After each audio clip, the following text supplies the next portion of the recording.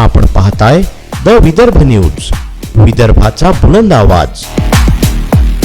चांगल्या खेळीमेळीच्या वातावरणात निवडणूक होते आहे, बिनविरोध होते आहे आणि त्यामुळे सर्व पक्षांचं देखील स्वागत केलं पाहिजे। पक्षांना धन्यवाद दिले पाहिजे, सर्व पक्षांना। आम्ही देखील शिवसेना, भाजप महायुतीने, राष्ट्रवादी महायुतीने अधिकचा उमेदवार आम्ही दिला नाही आणि त्यामुळे ही निवडणूक जी आहे बिनविरोध खेळीमेळीच्या वातावरणात होते, हे चांगलं आहे। तुम्ही अधिकचा उमेदवार दिला तर अडचणी वाढू शकेल म्हणून उद्धव ठाकरे रिंगणात उतरले नाहीत कारण अपेक्षा होती एकनाथ शिंदे देतील उमेदवारी। आता लढाईची वेळ येते तेव्हा कोणाला तरी पुढे करतात, तुम लढो हम कपडा संभालतो असं काही लोक करतात। जाऊ द्या, त्यांच्या पक्षाचा विषय येतो अंतर्गत, त्याच्यावर मला काय भाष्य करायचं नाही। पण मी एकच सांगतो की सगळ्यांनी समंजसपणाची भूमिका घेतली, काँग्रेसने देखील घेतली आणि म्हणून ही निवडणूक बिनविरोध होतीये। धन्यवाद।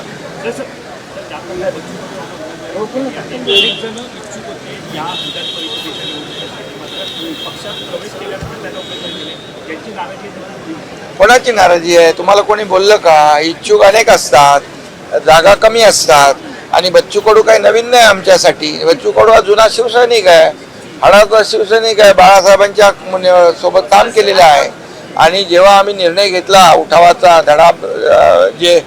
धडाडीचा निर्णय, राज्यामध्ये जे काही इतिहास घडला त्यावेळेस देखील बच्चूभाऊ आमच्या बरोबर होते।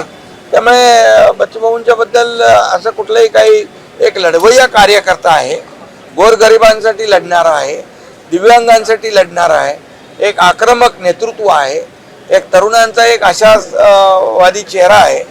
त्यामुळे आमचे दोन्ही उमेदवार जे आहेत, एक आक्रमक लढणारा नेता आहे, दुसरा आमचा संयमी अनुभवी नेता आहे।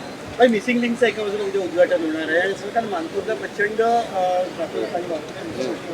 याचा समतोल कसा राखला जाणार आहे? कारण एका बाजूला आपण फ्री करायचा प्रयत्न करतो, मात्र ट्रॅफिक नाही। मिसिंग लिंकचं काय, उद्या उद्घाटन होतंय। मिसिंग लिंक जो आहे तो त्याच्यामुळे आज पुण्यातली जी ही घाटातली ट्रॅफिक आहे, ती घाटातली वाहतूक कोंडी दूर होईल, प्रदूषण कमी होईल, इंधनामध्ये बचत होईल, अर्धा तास 40 मिनिटं लोकांची वाचतील, मुंबई पुणे अपडाऊन करणाऱ्या लोकांचा प्रवास वाचेल, प्रवास सुखकर होईल आणि खऱ्या अर्थाने तो जो मिसिंग लिंक आहे, इंजिनिअरिंग मार्वल आहे, अतिशय तंत्रज्ञानाचा चमत्कार आहे असं म्हटलं तर वावगं ठरणार नाही।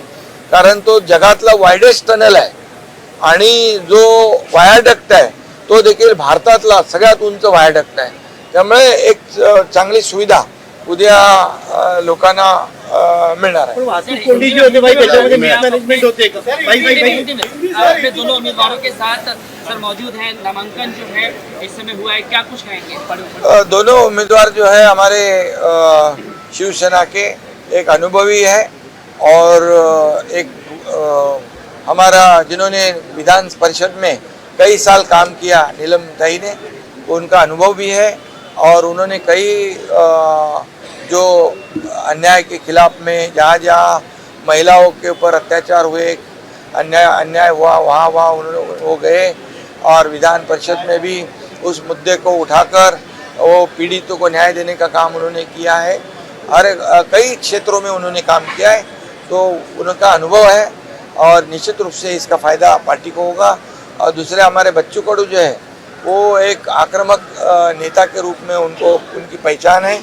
गौर गरीब जनता जो है, दिव्यांग है, किसान मजदूर है, ये इनके लिए काम करते हैं।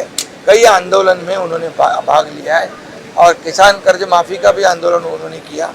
हमारी सरकार ने उनको किसान माफ़ी का कर्ज माफ़ी का निर्णय भी लिया। ऐसे कई आंदोलन उन्होंने किए हैं।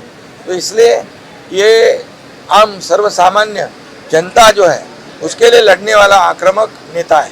ये दोनों को हमने उम्मीदवारी दी है, इसको पार्टी का फायदा होगा और वो भी मजबूत होंगे, पार्टी भी मजबूत होगी।